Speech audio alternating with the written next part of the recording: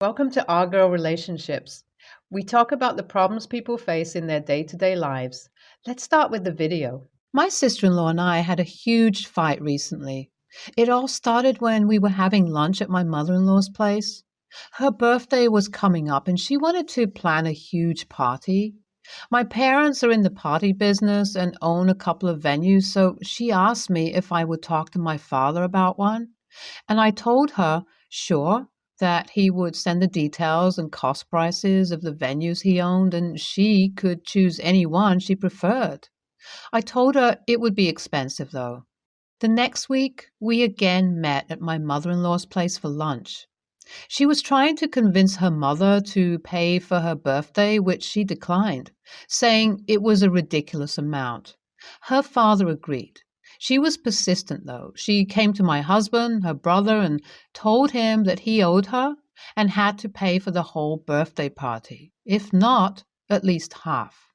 My husband called her out, saying he didn't owe her anything and he wasn't going to pay for anything.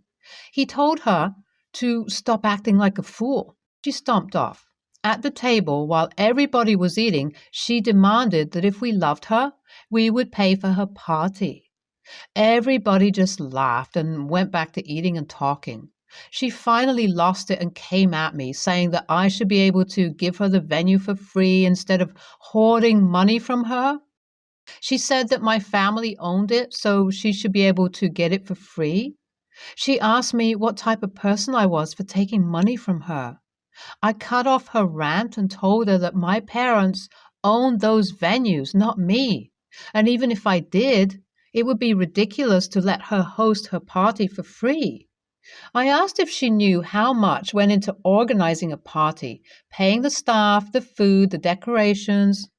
I told her that I had warned her that it would be expensive. Just because my parents owned it doesn't mean that anybody gets it for free. We're family, yes, so I can ensure the quality of the party. This business is not a charity. She was acting like a kid. She blew up after that, and her parents shut her down immediately. They told her she had no right to demand anything from any of us. She was an adult now, and nobody was responsible for her. She stormed off, leaving midway.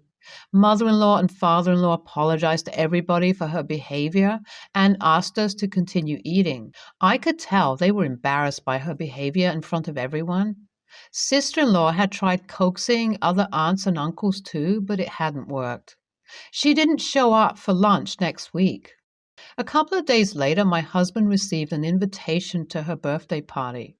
We found out that everybody had received an invitation except me.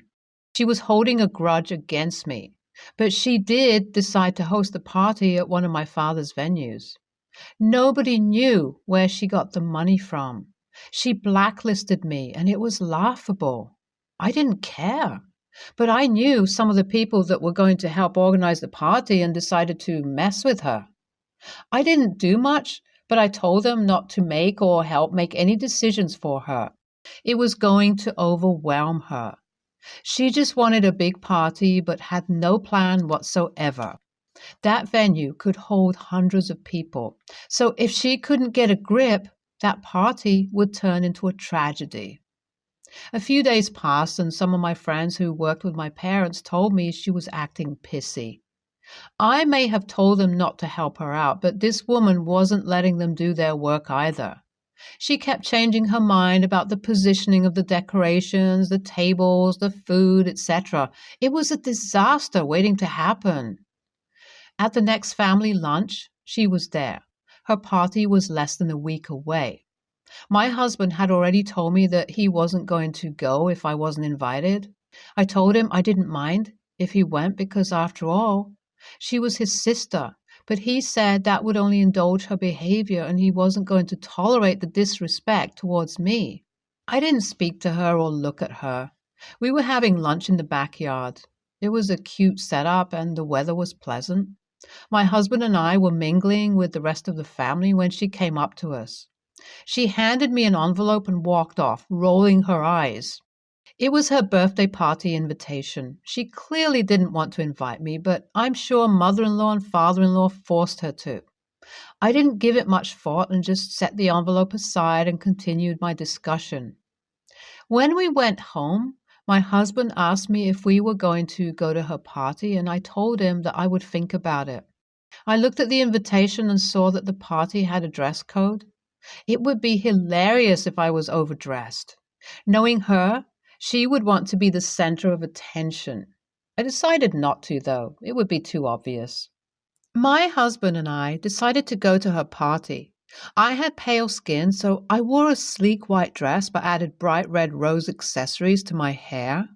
It made me stand out, but in a good way, not in a she's trying to steal attention away way. I had followed the dress code after all. The venue was nicely decorated in quite a few clashing colors. We joined our family, and my mother-in-law commented on the decorations. It was clearly very obvious. Everybody complimented me, saying I looked stunning, and I thanked them. Soon, the birthday girl, that is, my sister-in-law, entered. Not many people had shown up. There were only around 30 to 40 people here. It looks like someone forgot to RSVP. She could have chosen a smaller venue instead of this one. She came up to me and gave me a dirty eye. I smiled at her, told her she looked beautiful, and wished her a happy birthday. She wore a princess dress, and it wasn't doing anything for her body type. She looked like a pink puff, to be honest. She was eyeing my dress. She asked me why I wore that dress on her birthday, and I looked at her innocently, saying it was the dress code. Father-in-law commented that it was a nice dress, and everybody in the group agreed. She looked baffled and accused me of trying to sabotage her birthday, and I gave her a shocked expression. Trust me, her pink poofy dress was the center of attention. I told her that I was dressed in a simple white dress and that she was dressed in the pink princess dress. I asked her how I was trying to sabotage her and told her she may have misunderstood. It was hilarious. She dug herself deeper when she called me a bitch in front of the whole family and started a tantrum about how she had put in so much work for the party and even taken out a loan for it. As she continued, I just faked a hurt expression. Her parents, on the other hand, were enraged by her language. They didn't tolerate it. Mother-in-law smacked her on the head hard and told her to shut up. She went off on her, telling her to back off and to stop accusing me for no reason. She told her to watch her mouth. Sister-in-law looked at her shocked and said, "It's my birthday." Mother-in-law said, "Just because it's your birthday doesn't mean you get to spew nonsense and act like you're from the streets." She said that I brought you up better than that. Father-in-law, on the other hand, gritted his teeth and asked her if she had really taken a loan. Sister-in-law's face paled. Other family members had joined us, wondering what was happening. The others were staring. Sister-in-law confirmed that she had. Who the hell takes a loan for a party? Father-in-law asked her how much it was, and she tried to dodge the question by saying not much and that she could handle it. I highly doubted it. The venue itself cost a lot. She finally spewed out a number and everyone gasped in shock. Father-in-law tried to keep calm and asked who she thought was going to pay for it. She stared at the ground in shame. She said again that she could handle it. Father-in-law said, "You better," because he wasn't going to dig into his pockets for this. At this point, my husband excused us from the group and said that we were going to be leaving early as we hadn't planned on staying for long. I gave everybody a sad smile before walking away. In the car, my husband told me it was better to get out of there now before it got worse. I agreed with him. He apologized and asked me to ignore his sister's attitude, and I nodded my head. We went out for dinner as there were no starters at the party except for some potato thing, and we hadn't eaten anything yet. 2 weeks later. A few days after the party, my husband got a call from my sister-in-law asking to borrow money, which he declined. He had asked her what she needed it for, but she wouldn't say. It turns out it was for a dress she wanted to buy. He told her to stop calling him for money to shop and told her to put a stop to her expenditure. Some people never learn. LOL. Is she planning to drown in debt? My sister was looking at a few venues to host her party. I know how much that costs. NTA, sister-in-law seems like a spoiled brat. OP knows how to deal with people like her. YTA, you had a fight. And she didn't invite you. It is okay for people to not invite you to events. You absolutely did not have to go trying to sabotage her party. It's not like she wasn't paying your parents or the decorators. You were unbelievably horrible.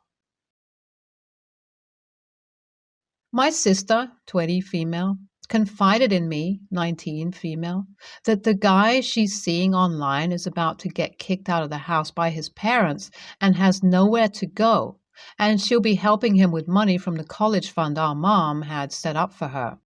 I was instantly alarmed, as this is a common scam, and even if it wasn't, this guy being kicked out of his parents' house is still concerning about his character, especially since they never even met the girl.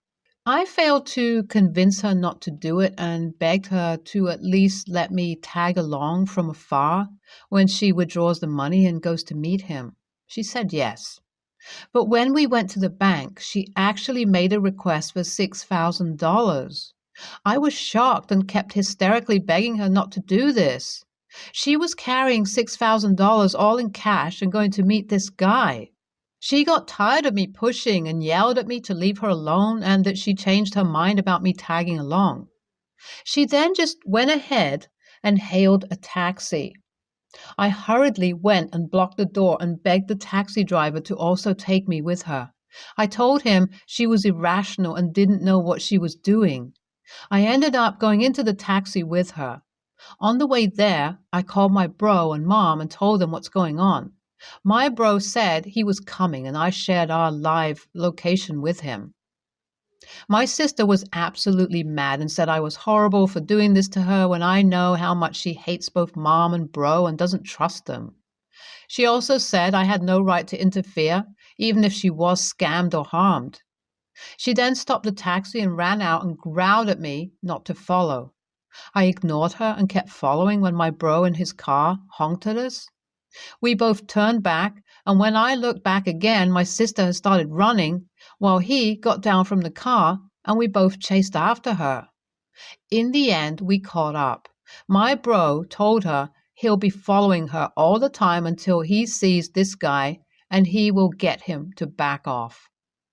My sister just broke down in tears, called us all frickin' nuts, that she won't be going anywhere and to just leave her alone. We insisted she comes home right away, which she did. She went to her room and slammed the door in my face and wouldn't talk to me ever since. My mom said she will understand in time when she matures how big of a favor I did her and not to worry. But her reaction still ate at me, and I'm not sure if I really did the right thing. AITA? LOL. NTA. She'll learn and understand when the guy stops talking to her when she's not a financial pipeline for him. You did the right thing. I would also recommend getting that college fund set up so only your mother can withdraw money or do anything with it. That money is there for her education, not to give away to random guys. NTA, if they just agreed to meet up for coffee and you'd acted with this amount of intervention, that'd be one thing. But nobody asks an online SO to come packed with $6,000 the very first time they meet up in person. These fish stank for a reason, and you acted with a completely appropriate amount of concern for your sister. Had you let her go and something terrible had happened, you'd have never forgiven yourself for not trusting your instincts. It can sometimes feel like cold comfort, but know that you did the right thing. Hopefully, she'll come to see that soon. I'm 16, female. My parents have been divorced for 6 years. I don't know why, and neither will tell me. My mom remarried 4 years ago, and my stepdad has 3 kids, 14 female, 11 male, 9 male. I alternate weeks between my parents, but I'm closer with my dad. I also don't like the steps that much, so when I'm at mom's, I mostly try to stay out of the way and do my own thing. My mom has been trying to make everyone get along for years, but it's not working that well. My dad is pretty well off, but my mom and stepdad aren't. So the kids get mad when I have nicer things that they want or get to do things they can't. My mom has asked my dad to let them come along before, and he refused, which I'm fine with because I kind of just want to get away from them when I'm not at mom's. It's a big issue for all of them, though, so I leave most of my nice stuff at my dad's and don't talk much when I'm at mom's because they always find something to fight about. This year, my dad's side of the family isn't doing a big get together for Christmas, so since this is my year with him, he suggested we go on a trip to Europe. He has business to do for one day, but we would vacation a week together after and spend Christmas with a friend of his in Sweden. I'm stoked, but my mom and stepdad don't want me to go. I won't be close enough to stop by on Christmas, and they're not going to be able to afford to do much for the kids, so me going on an expensive trip when they're mostly getting clothes and stuff will upset them. I told them to just not tell them then, and I'll Zoom on Christmas. But my stepdad got angry and told me I'm selfish. My mom called my dad and fought about it, but I'm still going to go. For the last 2 weeks, my mom has been hardcore trying to find any reason that I can't go and bring it up anytime we talk.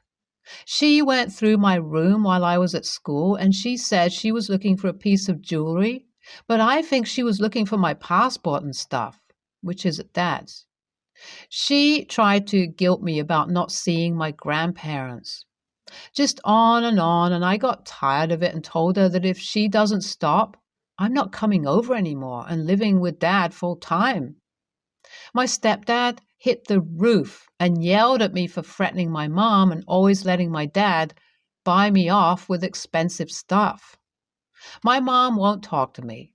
My dad said he wants me to have a relationship with my mom and to go easy on her, but it's up to me. AITA?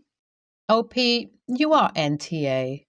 What your mother and stepfather are doing is actually kind of toxic.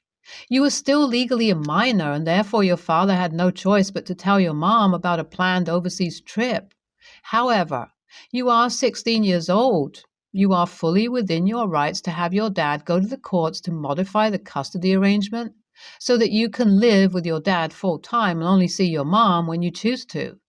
When the courts ask you why you wish this, be honest and say that you do not really get along with your step-siblings, your stepfather, and that you are made continuously uncomfortable when your mother tries to force your father into doing things for her stepchildren.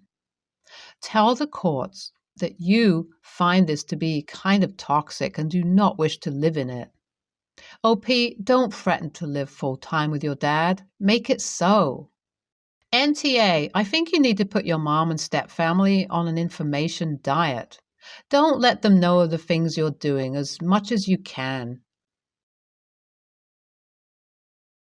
I, male 27, have been with my girlfriend Wendy, 25, for 6 months now. Next year, we will be traveling to meet my extended family. A little bit of background. My parents are from France and they moved to the US before I was born. I never learned French because I found it boring, and then as an adult I found it difficult. Languages are just not my thing, but I know that they come easier to other people. Wendy already speaks Spanish fluently, even though no one in her family does, and she's now learning Korean. So I asked her to start learning French before she meets my family, and she refused. I said that languages are easy for her and she should do it so my family likes her. She told me to learn it myself, and she's not doing it. And I've called her an a-hole, told her she knows how difficult learning languages is for me and it wouldn't be a problem for her. She said no, that she didn't have the time. I said that she had the time to learn Spanish, to watch telenovelas, and that she has the time to learn Korean, to watch K-dramas. So she definitely should have the time to learn French to speak to my family. If she can do it for such silly reasons, she should certainly do it for something so important.